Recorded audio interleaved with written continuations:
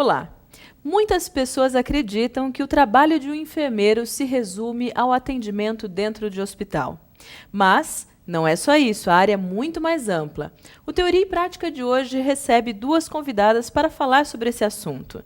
Maria Giovana Borges Seidel, que é coordenadora do curso de enfermagem da FHO Uniararas, e Alcione Oliveira Buzo, que é coordenadora enfermeira e coordenadora geral do SAMU Regional Rio Claro. Sejam bem-vindas, é um prazer tê-las conosco. Eu gostaria de iniciar, até Giovana, sem entrar nessa questão da amplitude ainda, mas qual é o perfil normalmente de pessoa que busca um curso de enfermagem? Bom, nós temos aqui, né, o curso de enfermagem há 30 anos, esse ano completa 30 anos, inclusive, o nosso curso, e nós temos um perfil bastante heterogêneo, tá? Mas o mais importante é a pessoa gostar do cuidado e, geralmente, o aluno que busca, ele já conhece alguma coisa sobre a enfermagem, tanto é que o nosso perfil, a grande maioria, trabalha na área, inclusive. Como técnico? Como técnico de enfermagem. Certo. E esses alunos, eles já vêm, né, com um sentido para a prática de enfermagem, já vêm com a consciência do gostar do cuidado, né, que eles vão entrar em contato com o paciente mais fragilizado, com pessoas que precisam desse cuidado. A enfermagem é a arte, né, e a ciência do cuidar. Então, esse perfil, ele é importantíssimo, o gostar de cuidar do outro. Então, e é interessante porque, dependendo do curso que a pessoa vai escolher, ela pode vir ao curso e escolher dentro dele algumas áreas, para ver se ela tem maior afinidade ou não. Na enfermagem, então, não é basicamente isso que acontece. A pessoa já tem uma noção e busca porque gosta de trabalhar com pessoas. Isso, exatamente. A grande maioria dos alunos já vem com a consciência do que é o curso. E, normalmente, quando você verifica os alunos, qual é o perfil, mais ou menos, do aluno que está em sala de aula? Mais homens, mais mulheres? Nós temos hoje um perfil, na sua grande maioria, do sexo feminino, né? É uma questão histórica até da própria enfermagem, que nos últimos anos tem mudado, mas ainda predominantemente feminino. Nós temos uma grande parcela de pessoas que trabalham, então a grande maioria do curso trabalha, e desses que trabalham, mais de 50% estão na enfermagem já. A média de idade varia de 20 a 30, né, com as exceções, mas é um público jovem e eu acredito que basicamente esse é o perfil sociodemográfico, né, que nós temos hoje. Certo. E o aluno, a partir do momento que ele termina o curso, durante o curso ele já tem que fazer estágio. Sim. Mesmo sendo técnico, tendo sido técnico, sim, ele precisa de estágio. A partir do momento que ele se forma, tem bastante mercado, tem bastante área para ele entrar e trabalhar? É engraçado, né? Porque às vezes a gente tem esse receio, né? O Sim. aluno, ele chega, eu vou me inserir no mercado. Hoje, Érica, é interessante que muitos processos seletivos, né, eles têm as vagas e muitas vezes não conseguem preenchê-las. Então, o mercado, ele tem. Né? Então, o hospital mesmo, ele emprega assim, diversos enfermeiros, o Sistema Único de Saúde também emprega, então existe um mercado de trabalho. O que acontece é que em algumas regiões isso está um pouco mais saturado, que é o que acontece na região sul e sudeste, mas em alguns locais sobram vagas. Aqui para a região? Como que está o mercado? Aqui na região eu diria que existe o mercado ainda, então a grande maioria dos nossos alunos a gente vai monitorando os nossos egressos. Uhum. Então a grande maioria consegue se inserir no mercado, tá? Mas muitos procuram, a gente tem aluno que vai para o Nordeste, Norte, Nordeste, mas no Sul e Sudeste isso já está um pouquinho mais completo. Né? Certo. Alcione, quantos anos de profissão? 23 anos. 23 anos trabalhando com enfermagem. Trabalhando com enfermagem. Formada aqui na FHO. Sim. É bastante interessante porque você também tem um histórico dentro da enfermagem. Hoje, como coordenadora geral do SAMU, né, aí em relação à urgência, emergência, o atendimento em si, mas teve um histórico dentro da enfermagem. Passou por diversas áreas? Diversas, Érica. Inicialmente fui para a área hospitalar, né? Fiquei ali 2 anos e meio e depois fui para o SUS, né? Para o serviço público. E lá estou. Né? Desde 94. Certo. E nessas oportunidades de trabalhar com o serviço público, fiz atenção básica, fiz urgência e emergência e hoje eu estou no pré-hospitalar. Você gosta da área que atua hoje? Nossa, muito, muito. Sou apaixonada. É meu perfil, desde o início, desde a minha época, né, de docente, eu sempre tive uma queda para urgência e emergência. Então, até isso que eu ia te perguntar. Quando você se formou, já tinha a intenção de um dia trabalhar nessa área? A intenção não, porque a gente vai iniciando o trabalho, a vida profissional, conforme o que te oferece, né? Mas a tendência foi tamanha, né, que todas as oportunidades foi gerada dentro da urgência e emergência. E o que você, estando no mercado, percebe hoje do aluno que se forma? O que ele mais busca? Hoje a evidência é no pré-hospitalar, devido aí à portaria 2048 do Ministério da Saúde de 2003, né, que vem aquecendo todos esses profissionais na área do pré-hospitalar. O que é considerado pré-hospitalar? É o atendimento de rua, na empresa, dentro de fábricas, nas rodovias, é tudo que é extra-hospitalar. Então, antigamente a gente esperava o paciente dentro da sala de emergência. Hoje não. Nós fazemos a sala aonde ele está. Onde ele estiver, vocês estão também. Onde ele estiver, nós estamos. E se nós considerarmos essas questões, então antes você falou uma portaria de 2003.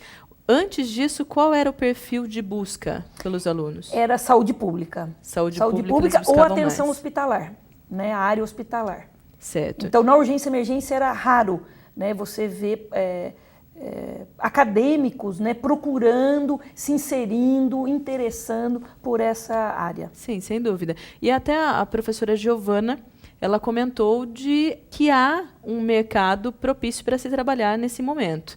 Existe mesmo essa questão na região, pelo menos, que você atende? Existe, tanto é que nós estamos aí com um concurso público aberto, né, para mais de 20 enfermeiros e é dentro da atenção da área de urgência. Maravilha. Eu vou chamar o intervalo, mas depois nós conversamos também sobre outras áreas, se há alguma área que nós podemos sugerir até para os alunos que vão se formar ou aqueles que escolham o curso. Ok? O Teoria e Prática volta já.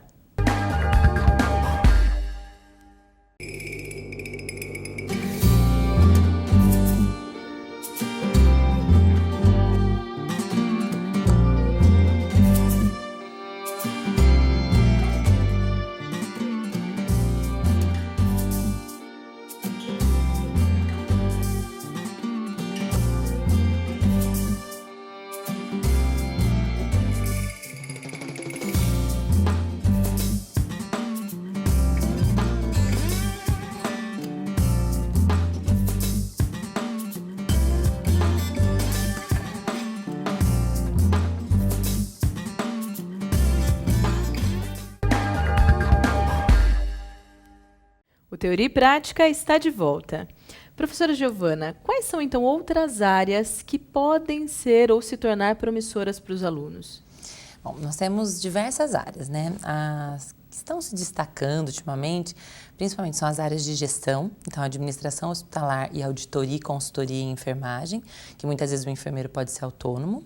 A área como o enfermeiro como empresário, então empreendimentos como empresas de home care, clínicas de curativo, empresas de saúde do trabalhador também têm ampliado bastante.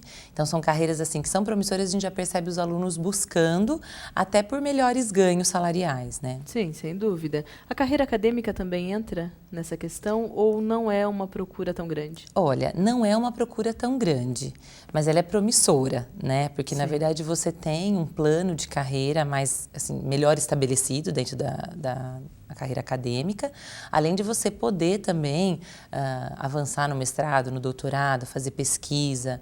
Faculdades públicas, por exemplo, o ensino de enfermagem hoje, ele exige, até no nível técnico, que o enfermeiro ele tenha licenciatura ou mestrado, né? Então, existe uma legislação vigente sobre isso. Então, é uma carreira promissora, sim. Então, mas é interessante, você até citou o próprio técnico. Há uma complicação aí nas funções, né? Do técnico e do enfermeiro. Cada um tem, de fato, a sua função dentro de um hospital, por exemplo. Sim. Mas elas se confundem. Na verdade, hoje eu acho que ela se confunde mais para o leigo, para a população. Desde 86, na nossa lei 7498, a nossa profissão é regulamentada e existem os diversos níveis, né? De baixa complexidade, média e alta complexidade, que seria o auxiliar, técnico e enfermeiro. Dentro da equipe de enfermagem, eu acredito que isso já está mais solidificado, mas ainda a população confunde, muitas vezes, enfermeiro, né? Todo mundo é enfermeiro. Todo mundo é enfermeiro. Exatamente, existe sim. E você citou a área de gestão, de consultoria. Para um aluno praticar, estar nessa área, ele precisa necessariamente de um MBA, de uma pós-graduação? Existe o curso de especialização em auditoria, existe o curso de especialização em administração hospitalar e os MBAs, que são cursos de 2 anos, né, com um aprimoramento um pouquinho maior e mais focado. Então, ele pode escolher tanto a especialização, que geralmente é 1 ano, como o MBA, que é um curso um pouco mais longo, de 2 anos. Sem dúvida. Alcione, também tem aquela questão do aeromédico. Eu sei que tem uma pós-graduação aqui focada nisso. É uma área promissora? É uma área promissora, ainda estamos caminhando, né, porque até então era exercida pela Polícia Militar, né, e hoje abre-se, né, ainda vai, na verdade, fazer parte, né, de uma resolução, né, de ter enfermeiro de bordo, né, como especialização. Mas precisa passar por essa especialização. Sim, sim. Certo. E você está, lógico, relacionado ao SUS, mas qual a vantagem ou a desvantagem de se trabalhar para o SUS ou para um convênio? Bom, hoje, né, e desde quando eu iniciei as minhas atividades, né, no serviço público, é a autonomia, é a gestão, é o planejamento, né? Nós temos, o enfermeiro, ele tem um papel muito importante dentro do serviço público, né? E em contrapartida, os serviços privados, muitas vezes, como é que eu te falo? Mais frio o relacionamento? Não, tem uma burocracia Sim, diferenciada. Você não tem autonomia, é difícil, é complicado, né, no serviço privado, está estabelecendo algumas regras, está elaborando alguns planos, né, traçar mesmo atividade dentro desse órgão. Mas no SUS também a carreira ela é possível, um plano de carreira você consegue fazer e se dar bem financeiramente? Sim, na instituição que eu trabalho, né, tem planos de cargos e carreiras e realmente tem aí o reconhecimento, né, de você ter capacitação, se você tem pós, tem mestrado, tem doutorado, vai direcionando, né, e melhora assim. Hoje eu estou num cargo de coordenação, né, sou funcionária de carreira, mas estou na coordenação por competência, né, por anos, né, de serviço público e aonde eu estou inserida, nós precisamos ter todo o conhecimento, né? Desde um caso sazonal, que nem nós passamos pela dengue aí em abril, até agora, acabamos de passar pelo H1N1, que isso reflete o nosso atendimento pré-hospitalar. E os casos clínicos normais? Sim. E é até interessante, professora Giovana, a Alcione permitiu que a nossa equipe fizesse uma gravação no SAMU, num atendimento de SAMU. Então, no próximo bloco, nós vamos assistir o vídeo a respeito desse atendimento. O Teoria e Prática volta já.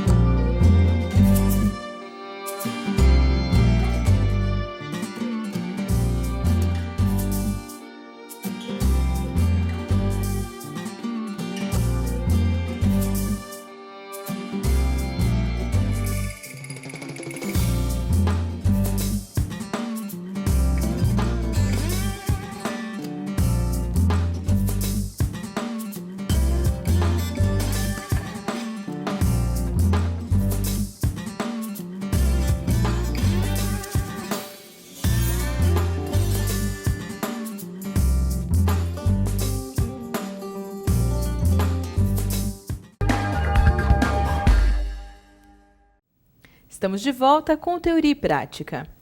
Alcione, como nós falamos no bloco anterior, você permitiu que fosse feito pela nossa equipe, pelo CETEC, uma gravação de um atendimento. Pelo que eu vi, é um caso clínico. Essa é a maior incidência?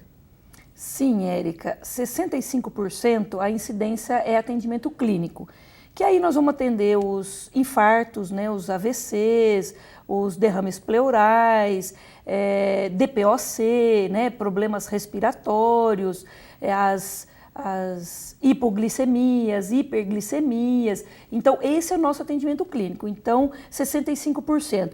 Em torno de 25% são os atendimentos de trauma. São os acidentes de rua, queda da própria altura, acidente moto com moto, bicicleta com bicicleta, caminhão com bicicleta, todos os tipos de acidente. E os demais, nós atendemos psiquiatria, atendemos ginecologia, obstetrícia e uma pequena parcela na pediatria. Então, aí em menor proporção. Melhor proporção. Então, vamos fazer o seguinte, nós vamos assistir a gravação que foi feita, para depois eu ainda tenho algumas dúvidas para te perguntar desse atendimento. Vamos lá.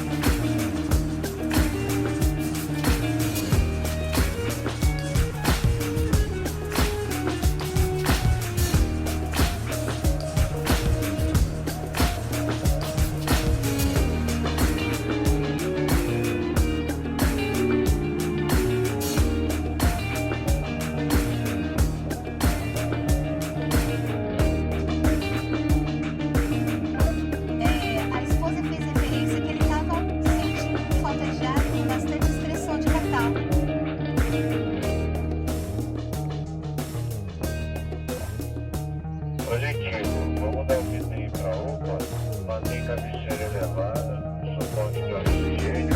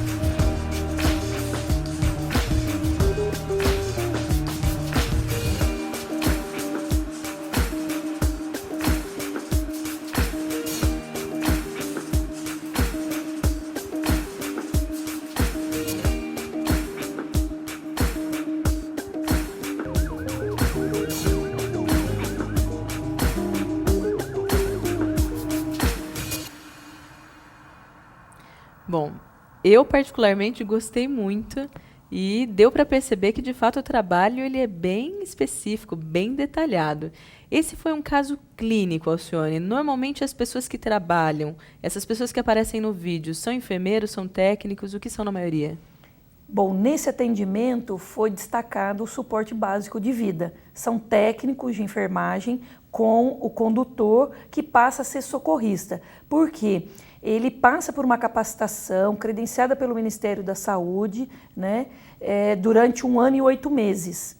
E aí ele passa a ser membro da equipe. Ele está apto a exercer essa função. A exercer, a dar apoio, né? Que na verdade procedimento quem realiza é o técnico de enfermagem. Certo. E essa é uma unidade básica. As últimas cenas são da unidade avançada. Quem trabalha nessa unidade é uma outra formação? Sim, aí entra o atendimento com o médico, o enfermeiro e o socorrista, quer dizer, o condutor que passa a ser socorrista. E aí até o médico faz parte. Sim, ele é integrante da equipe. Então, normalmente eu tenho um médico na tripulação, né, que quando acionado o suporte avançado de vida, ele sai junto na viatura. E eu tenho um médico na regulação que faz todo o trabalho, né, de atendimento via telefone. Certo. Eu gostaria também saber se é sazonal esse atendimento, se tem outras possibilidades. Mas então nós vamos deixar isso para o último bloco. E também para saber sobre questão salarial, que é importante para os alunos. O Teoria e Prática volta já.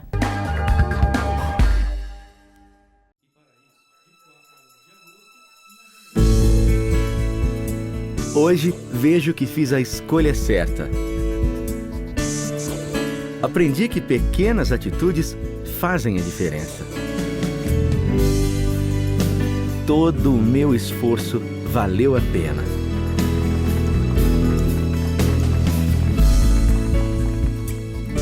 FHO Uniararas. Você é o que você escolhe. O Teoria e Prática está de volta. Alcione, então, caso clínico, você falou de algumas possibilidades de atendimento, as áreas que normalmente compõem, mas quais são outros casos que normalmente você já viu sendo atendidos e que talvez até tenham chocado? Tem alguma situação que acontece isso e vocês estão lá para ajudar?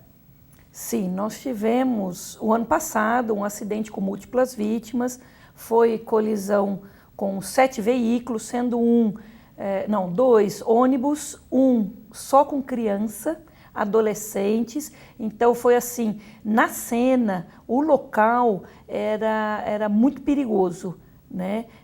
Para os populares, para os acidentados. Então assim, naquele primeiro momento foi uma loucura o atendimento. Nós tivemos óbito no local, então foi um acidente grave. Mexeu com todas as secretarias, com toda a assistência de urgência do município.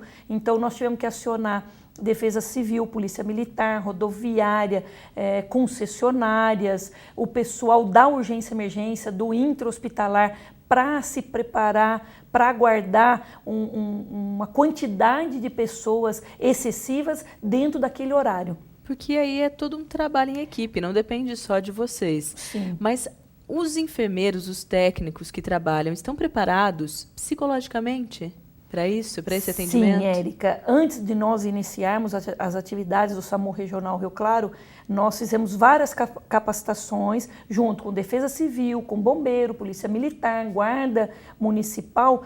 Para quê? Para que o trabalho em conjunto fosse, né, com capacidade, com conhecimento e cada um na sua área, né? E hoje nós temos um programa do Ministério, praticamente nós pactuamos com o Ministério para o SAMU ser capacitado, manter uma capacitação contínua. Sim. Então nós temos 2 tutores no SAMU Regional Rio Claro, são 2 enfermeiros que todos os sábados estão capacitando a regional e os funcionários de Rio Claro. E todo esse pessoal. Todo esse pessoal. Professora Giovana, no curso, dentro da grade de disciplinas, há disciplinas que direcionem para esse caminho e talvez capacitem esses alunos, ou ele necessariamente precisa fazer uma especialização para atuar nessa área? Nos últimos anos, a nossa preocupação é estimular as habilidades e competências dos alunos, né? Então, quanto mais atividades práticas, projetos, inserir mesmo o aluno em contato com o paciente, melhor. No caso dessa área da urgência e emergência, ele começa com semiologia e semiotécnica, aí ele avança para a clínica médica, depois ele tem paciente crítico e urgência e emergência. E nos últimos anos, além de todas essas disciplinas, ele ainda no último ano ele trabalha com um grupo de emergências clínicas, que é um grupo de estudo, que inclusive eles fazem visitas no SAMU aqui do município de Araras, e inclusive em algumas ocorrências eles podem tripular a viatura. Né? Então, a gente se preocupa com de oferecer ao aluno essa possibilidade de prática. Logicamente que na especialização ele vai ter uma competência, uma habilidade cada vez maior, mais ampliada. Mas como a diretriz, né, nos pede uma formação do enfermeiro generalista, nos últimos anos a gente ampliou sim a carga teórica de disciplinas nessa área. E é interessante que ele faça a especialização, porque ele vai de fato entender melhor. A graduação ela é mais ampla, ele conhece um pouco de tudo.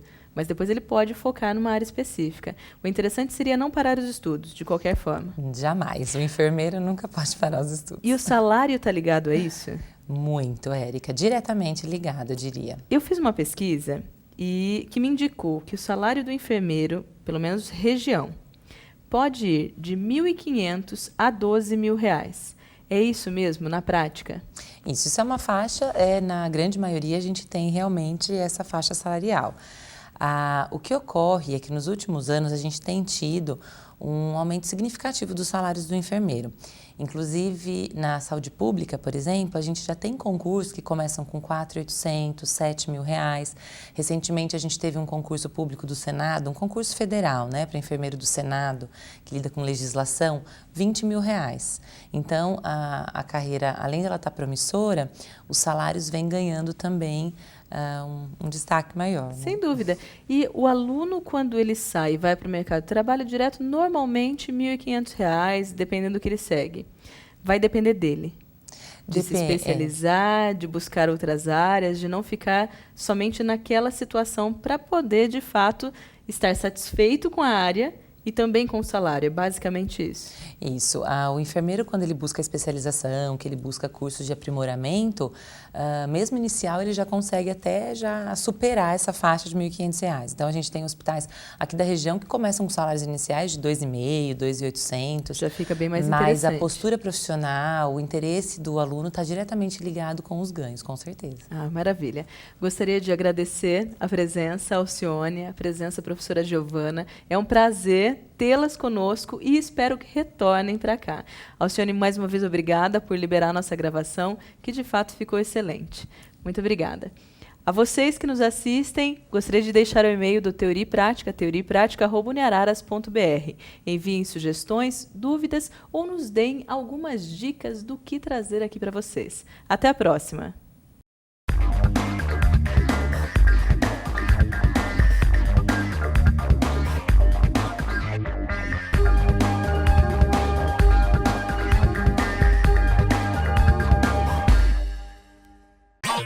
Hey,